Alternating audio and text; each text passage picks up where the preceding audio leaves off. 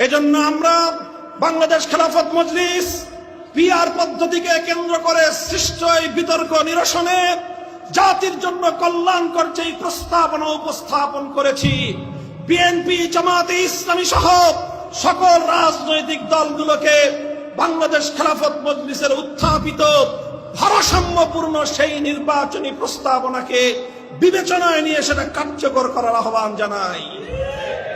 বাংলাদেশ খেলাফত মজলিস বলেছে, আজকে জাতীয় ঐক্যমত্য কমিশনে সকল রাজনৈতিক পক্ষগুলো একটি বিষয়ে ঐক্যমত পোষণ করেছে, সেটি হলো আগামীর বাংলাদেশে দ্বিকক্ষ বিশিষ্ট সংসদ গঠিত হবে। নিম্ন কক্ষে 300 থেকে 400 সদস্য থাকবে, উচ্চ কক্ষে 100 সদস্য থাকবে। এই বিষয়গুলোতে মোটামুটি সকল দলের রাজনৈতিক পক্ষের ঐক্যমত্য প্রতিষ্ঠিত হয়েছে। এখন যেই বিভেদ, সেটা হলো নির্বাচন ব্যবস্থার পদ্ধতিগত বিভেদ। সেই ক্ষেত্রে এক পক্ষ পিআরের পক্ষ নিচ্ছে, সংখ্যানুপাতিক হারে নির্বাচনের পক্ষ নিচ্ছে, আরেক পক্ষ সকল জোর দিয়ে, সকল শক্তি দিয়ে সেটাকে প্রতিহত করার ডাক দিচ্ছে। ভ্রাতৃঘাতী এই হানাহানি বন্ধ করবার জন্য বাংলাদেশ খেলাফত মজলিস মনে করে যে উভয় পক্ষের ছাড় দিয়ে মাঝামাঝি একটি পন্থায় আসা, এটি হবে আগামীর বাংলাদেশের জন্য স্বার্থ রক্ষার একমাত্র পথ। এজন্য আমরা বলেছি, এর মাঝামাঝি পথ হলো সংসদের উচ্চ কক্ষ সম্পূর্ণ সংখ্যানুপাতিক হারে সদস্য নির্বাচিত হোক, নিম্ন কক্ষে আংশিক ক্ষুদ্র অংশে সংখ্যানুপাতিক হারে পিআর পদ্ধতি কার্যকর করার প্রস্তাবনা জমা দিয়েছে বাংলাদেশ খেলাফত মজলিস। তার অর্থ হলো, পিআর পদ্ধতির সংখ্যানুপাতিক হারে নির্বাচনের পদ্ধতির যেই সমালোচনাগুলো, যেই দুর্বলতাগুলো দেখানো হচ্ছে এবং প্রকৃত যেই দুর্বলতা রয়েছে, সেই দুর্বলতার সমস্যাগুলো সমাধান করবার জন্য আমরা মনে করি সরাসরি বর্তমান বাংলাদেশে যেমনি ভাবে 300 আসনে সরাসরি জনগণের ভোটে সংসদ সদস্য নির্বাচিত হয়, এই চলমান পদ্ধতি বহাল থাকুক। অর্থাৎ 300 আসনে সর্বোচ্চ ভোট প্রাপ্ত ব্যক্তি বিজয়ী হিসেবে সংসদ সদস্য নির্বাচিত হবে। এরপরে 300 সদস্য নির্বাচিত হওয়ার পর শুরু হবে সংখ্যানুপাতিক হারের হিসাব। অর্থাৎ অংশগ্রহণকারী প্রতিদ্বন্দ্বী দলগুলোর ভোটের অনুপাত হিসাব করতে হবে। সংখ্যানুপাতিক হারে নির্বাচনে অংশগ্রহণকারী সকল প্রতিযোগী দলগুলো কে কোন দল কত পার্সেন্ট ভোট পেয়েছে, সেই ভোটের অনুপাত হিসাব করা হবে। যারা যত অনুপাতে ভোট পেয়েছে হিসাব করতে হবে 300 আসনের মধ্যে নির্বাচিত সংসদ সদস্যদের মধ্যে আনুপাতিক হারে কোন দল কতটি সংসদীয় আসন লাভ করলো। যারা সর্বমোট প্রাপ্ত ভোটের অনুপাত অনুযায়ী সংসদ সদস্য ইতিমধ্যে পেয়ে গিয়েছে, তাদের নতুন করে আর কোন আনুপাতিক হারের সংসদ আসন পাওয়ার সুযোগ থাকবে না। আর যারা তাদের প্রাপ্ত ভোটের অনুপাতে সমপরিমাণ সংসদ সদস্য নির্বাচিত সংসদ সদস্য পায়নি, তাদের সেই পরিমাণ প্রাপ্ত ভোটের অনুপাতে সংরক্ষিত আসনে সংসদ সদস্য পদ দিতে হবে। আমি একটি দৃষ্টান্তের মাধ্যমে আমি বিষয়টিকে আরো ক্লিয়ার এবং স্পষ্ট ভাষায় ব্যাখ্যা করছি। ধরে নিন 300 আসনে নির্বাচন হলো, একটি দল 300 আসনের মধ্যে 150টি অর্থাৎ 50% তারা সংসদ সদস্য আসনে বিজয়ী হলো। তাহলে তাদের সংসদ সদস্য হলো কতজন? 150 জন, অর্থাৎ 50%। এখন দেখতে হবে তাদের প্রাপ্ত ভোটের অনুপাত কত। তারা যদি কাস্টিং ভোট, প্রাপ্ত ভোটের অনুপাত যদি হয় তাদের 50% বা তার চেয়ে কম, তাহলে বোঝা গেল তারা যেই অনুপাতের ভোট পেয়েছে সেই অনুপাতের প্রতিনিধিত্ব তাদের সংসদে নিশ্চিত হয়েছে। সুতরাং তাদের জন্য আর নতুন কোন আসন এবং প্রতিনিধিত্বের প্রয়োজন নেই।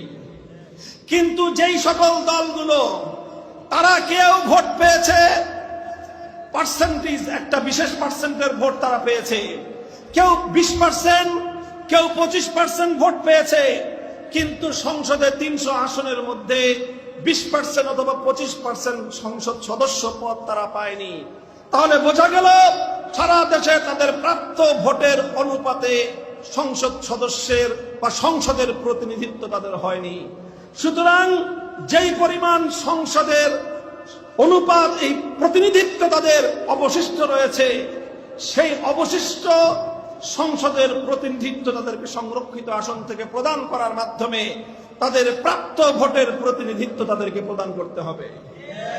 সুতরাং কেউ যদি 10% ভোট পেয়ে থাকে, আর যদি সে 10 জন সংসদ সদস্য নির্বাচিত হয়ে থাকে তাহলে সংখ্যানুপাতিক হারে সে 30টি আসন পাওয়ার কথা, সে পেয়েছে 10টি আসন, তাহলে তাকে আরো 20টি আসনের প্রতিনিধিত্ব তাকে দিতে হবে। তাহলে তার প্রাপ্ত 10% ভোটের পূর্ণাঙ্গ প্রতিনিধিত্ব সংসদে হবে। আর কেউ যদি 30% ভোট পেয়ে থাকে, তাহলে তার সংসদে প্রতিনিধিত্ব থাকার কথা 90টি। যদি সে 90টি আসন না পেয়ে থাকে, তাহলে তাকে 90টি আসন পূরণ করার জন্য সংরক্ষিত আসন থেকে তাকে সংসদ সদস্য পদ দেওয়া হবে। এইভাবে বাংলাদেশে বর্তমানে চলমান নির্বাচন ব্যবস্থায় যে একটি ভয়ঙ্কর শুভঙ্করের ফাঁক রয়েছে। আপনারা বলবেন ভয়ঙ্কর শুভঙ্করের ফাঁক কি? আমি আজকের অডিয়েন্সকে লক্ষ্য করে বর্তমান চলমান নির্বাচন ব্যবস্থার সেই ভয়ঙ্কর শুভঙ্করের ফাঁকটি আমি আপনাদেরকে দেখিয়ে দিচ্ছি। বর্তমান এই চলমান নির্বাচন ব্যবস্থায় অধিকাংশ ভোটারদের, যারা ভোটাধিকার প্রয়োগ করে, তাদের অধিকাংশ ভোটারদের প্রতিনিধিত্ব সংসদে হয় না।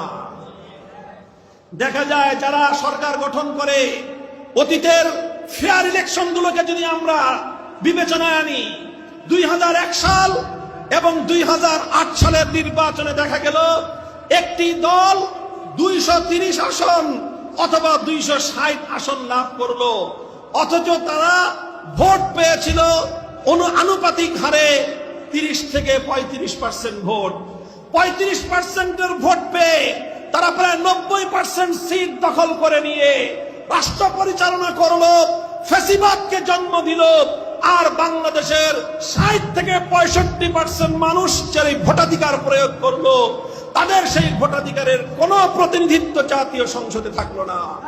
কাজে এই শুভঙ্করের ফাঁক বন্ধ করবার জন্য বাংলাদেশ খেলাফত মজলিসের উত্থাপিত এই প্রস্তাবনার আলোকে যদি আগামী দিনে নিম্নকক্ষে আংশিক পিআর পদ্ধতি কার্যকর করা হয়, একদিকে পিআর পদ্ধতির দুর্বলতার দিকগুলো থেকেও রাষ্ট্র রক্ষা পাবে, আরেকদিকে গোটা বাংলাদেশের ভোটাধিকার প্রয়োগকারী সকল মানুষের ভোটের প্রতিনিধিত্ব জাতীয় সংসদে নিশ্চিত হবে।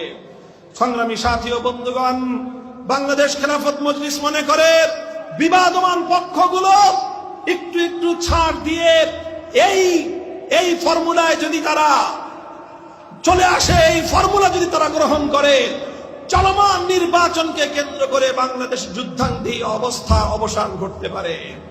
সংগ্রামী সাথী ও বন্ধুগণ, সেই সাথে আমরা বলতে চাই, এই যে সংস্কার কার্যক্রম শুরু হয়েছে, এর অর্থবহ একটা সংস্কার পরিচালনা করা ছাড়া, সংস্কার সাধন করা ছাড়া, নির্বাচন ব্যবস্থায় চলমান দুর্বৃত্তায়নের পথ বন্ধ করা ছাড়া বাংলাদেশের জাতীয় নির্বাচন অনুষ্ঠিত হলে সেটা আবার নতুন করে ফ্যাসিবাদের জন্ম দিবে।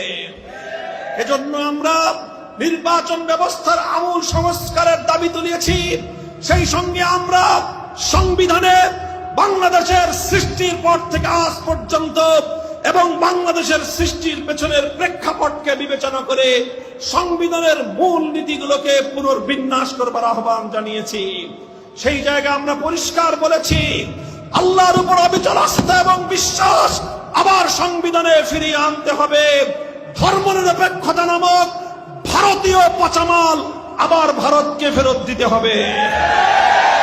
1972 সালে তৎকালীন ভারতের প্রধানমন্ত্রী শ্রীমতী ইন্দিরা গান্ধীর প্রেসক্রিপশন অনুযায়ী শেখ মুজিবুর রহমান সাহেব বাংলাদেশের সংবিধানের মৌল 4 নীতির মধ্যে ভারতীয় নীতিগুলোকে প্রতিস্থাপনের মধ্য দিয়ে বাংলাদেশের স্বাধীনতাকে ভারত মাতার চরণতলে তিনি বলি দিয়েছিলেন। তার খেসারত আজও পর্যন্ত বাংলাদেশের মানুষকে গুনতে হচ্ছে। 24-এর বিপ্লবের পর বাংলাদেশ আর কোনদিন ভারতীয় আধিপত্যবাদ মেনে নেবে না। ভারতীয় গোলামীর জিঞ্জির আর কোনদিন এদেশের মানুষের গলায় পড়তে দেওয়া হবে না।